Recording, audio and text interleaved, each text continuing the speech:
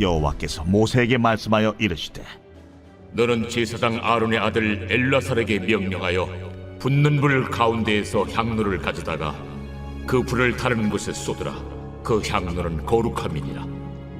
사람들은 범죄하여 그들의 생명을 스스로 해하였거니와 그들이 향로를 여호와 앞에 드렸으므로 그 향로가 거룩하게 되었나니 그 향로를 쳐서 제단을 쌓는 철판을 만들라. 이스라엘 자손에게 표가 되리라 하신지라. 제사장 엘르아살이 불탄 자들이 드렸던 놋 향로를 가져다가 쳐서 제단을 싸서 이스라엘 자손의 기념물이 되게 하였으니 이는 아론 자손이 아닌 다른 사람은 여호와 앞에 분향하러 가까이 오지 못하게 함이며 또 고라와 그의 무리와 같이 되지 않게 하기 위함이라. 여호와께서 모세를 시켜 그에게 명령하신 대로 하였더라. 이튿날 이스라엘 자손의 온 회중이 모세와 아론을 원망하여 이르되 너희가 여호와의 백성을 죽였도다. 하고 회중이 모여 모세와 아론을 칠 때에 회막을 바라본즉 구름이 회막을 덮었고 여호와의 영광이 나타났더라. 모세와 아론이 회막 앞에 이름에 여호와께서 모세에게 말씀하여 이르시되 너희는 이 회중에게서 떠나라. 내가 순식간에 그들을 멸하려 하노라. 하심에 그 두 사람이 엎드리니라. 이에 모세가 아론에게 이르되 너는 향로를 가져다가 제단의 불을 그것에 담고 그 위에 향을 피워가지고 급히 회중에게로 가서 그들을 위하여 속죄하라. 여호와께서 진노하셨으므로 연병이 시작되었음이니라. 아론이 모세의 명령을 따라 향로를 가지고 회중에게로 달려간즉 백성 중에 연병이 시작되었는지라. 이에 백성을 위하여 속죄하고 죽은 자와 산자 사이에 섰을 때에 연병이 그치니라. 고라의 일로 죽은 자 외에 연병에 죽은 자가 14,700명이었더라. 연병이 그침에 아론이 회막문 모세에게로 돌아오니라. 할렐루야. 사랑하는 상당교회 성도 여러분, 오늘 아침도 우리에게 주신 하나님의 말씀 붙잡고 주님의 자녀답게 살아가시길 간절히 소망합니다. 우리는 눈을 뜬 아침부터 눈을 감는 밤까지 하루를 살아가면서 가슴에 새겨야 하는 단어 한 가지가 있다면 바로 그것은 코람데오일 것입니다. 코람데오라는 뜻은 하나님 앞에서라는 뜻을 가지고 있습니다. 우리는 하루를 살아갈 때 하나님과 죄 사이, 생명의 일과 죽음의 일 사이에 바로 그 틈에서 언제나 살아가고 있습니다. 여러분들은 그 틈에서 어떠한 선택을 하며 살아가고 계십니까? 당연히 늘 하나님을 선택하고 올바른 진리를 선택하며 살아가면 너무나 좋겠지만 우리는 연약하여서 언제나 우린 넘어져서 그러지 못할 때가 참 많이 있습니다. 하나님의 은혜를 받고도 너무나도 쉽게 죄에 익숙해지고 또 회개의 자리에 나아가기보다는 자기의 생각과 감정으로 반응하며 하나님의 크신 뜻을 오해하기도 하지요. 오늘 본문에서 나오는 이스라엘 백성들의 모습이 그러했습니다. 백성들을 향한 하나님의 진노 앞에 오늘 한 인물이 자신의 생명을 걸고 그 틈에 서 있습니다. 오늘 본문은 오늘날 우리가 어떠한 사명자로 살아가야 하는지 깊은 울림을 주는데요. 말씀을 통해서 깨달음을 얻고 또 우리 또한 말씀처럼 살아내겠다 결단하는 귀한 아침 묵상 시간 되길 간절히 소망합니다. 먼저 39절에서 41절 말씀 읽겠습니다. 제사장 엘르아살이 불탄 자들이 드렸던 놋 향로를 가져다가 쳐서 제단을 싸서 이스라엘 자손의 기념물이 되게 하였으니 이는 아론 자손이 아닌 다른 사람은 여호와 앞에 분향하러 가까이 오지 못하게 함이며 또 고라와 그의 무리와 같이 되지 않게 하기 위함이라. 여호와께서 모세를 시켜 그에게 명령하신 대로 하였더라. 이튿날 이스라엘 자손이 온 회중이 모세와 아론을 원망하여 이르되 너희가 여호와의 백성을 죽였도다 하고,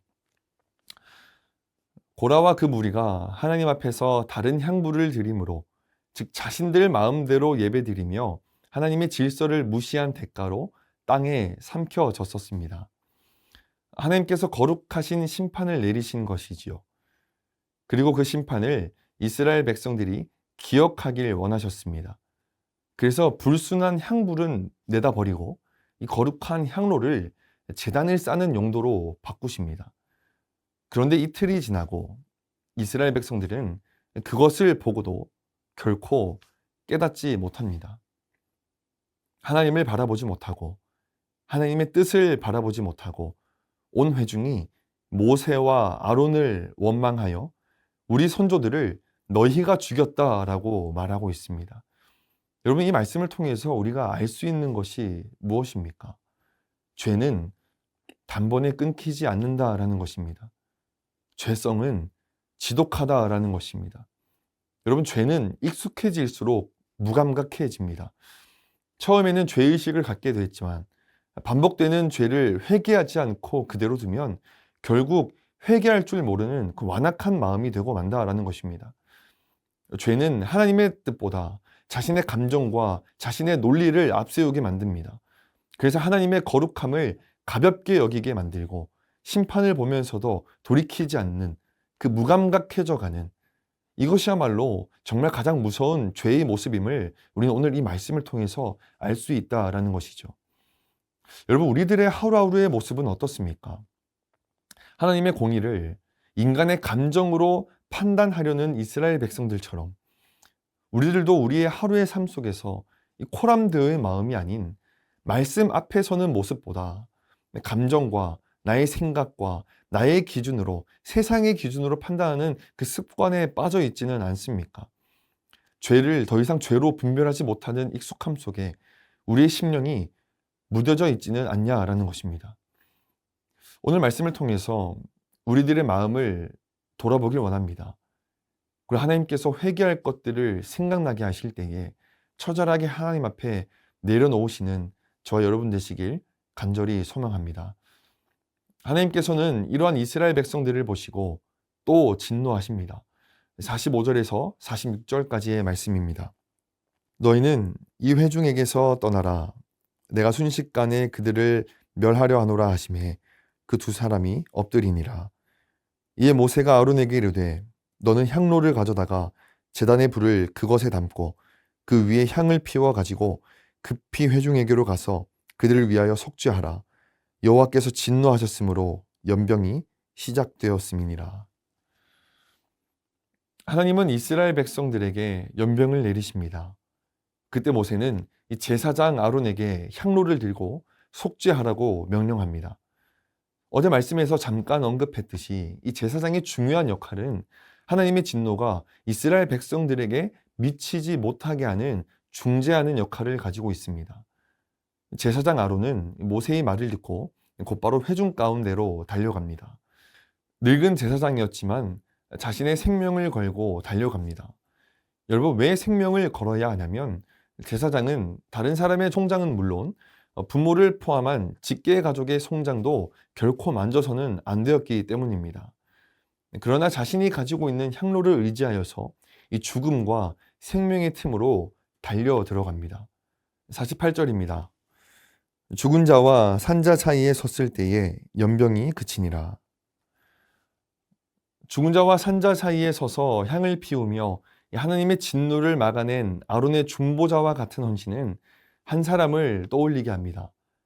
바로 예수 그리스도입니다. 예수 그리스도를 통해 우리 모두는 이 죄와 사망으로부터, 하나님의 진노로부터 자유케 되었습니다. 예수님은 단 한 번의 희생으로 우리 모두의 죄를 사랑으로 덮으셨습니다. 더 이상 향을 피울 필요도 없고 더 이상 매번 속죄제를 드릴 필요도 없습니다. 예수 그리스도의 십자가가 완전한 속죄의 향로가 되었기 때문입니다. 하나님께서는 우리를 구원하신 후 이제 우리를 향해 너도 그 사망과 생명의 틈에 서라고 부르십니다. 예수님이 십자가에서 완전한 중보를 이루셨다면 이제 그분을 따르는 우리도 누군가의 틈에 서야 합니다. 사랑하는 상당교회 성도 여러분, 오늘 우리는 죄에 무감각해진 이스라엘 백성과 또 그 틈에 서서 생명을 살린 아론의 모습을 보았습니다. 그리고 그 아론을 통해 우리를 위해서 죽음과 생명의 틈에 서신 그 예수 그리스도를 생각하게 되었습니다. 예수님은 십자가로 단 한 번의 완전한 중보를 이루셨습니다. 그리고 우리에게 말씀하십니다. 이제 너도 그 틈에 서야 한다. 우리는 가정에서 또 교회에서 이 세상 속에서 이 누군가를 위한 중보의 자리, 죄와 고통 사이에 서야 할 그 틈에 부름을 받은 사람들입니다. 여러분, 우리가 그 자리에 설 때에 생명이 살아나는 줄로 믿습니다. 하나님의 은혜가 우리가 그 자리에 설 때에 그 자리를 덮는 줄로 믿습니다. 오늘도 주님은 우리를 부르고 계십니다. 누가 나를 위하여 갈고 누가 나의 부름에 서겠는가? 여러분, 이 아침 우리도 믿음으로 응답하길 바랍니다. 주님, 제가 주님 앞에서 그 틈에 서길 원합니다. 함께 기도하도록 하겠습니다. 거룩하신 하나님 아버지, 이 죄와 거룩함 사이, 또 생명과 죽음 사이, 그 틈에 선 아론처럼 또 예수님처럼 우리가 중보자의 자리로 나아갈 수 있게 주님 우리를 인도하여 주시옵소서. 죄에 묻어지지 않게 하시고 또 말씀 앞에 날마다 깨어서 누군가를 위해서 기도하며 그렇게 하나님 앞에서는 그 삶을 온전하게 살아내는 하루 될 수 있도록 주님 인도하시고 역사해 주실 줄 믿사오며 사랑이 많으신 예수님 이름으로 간절히 기도드립니다. 아멘.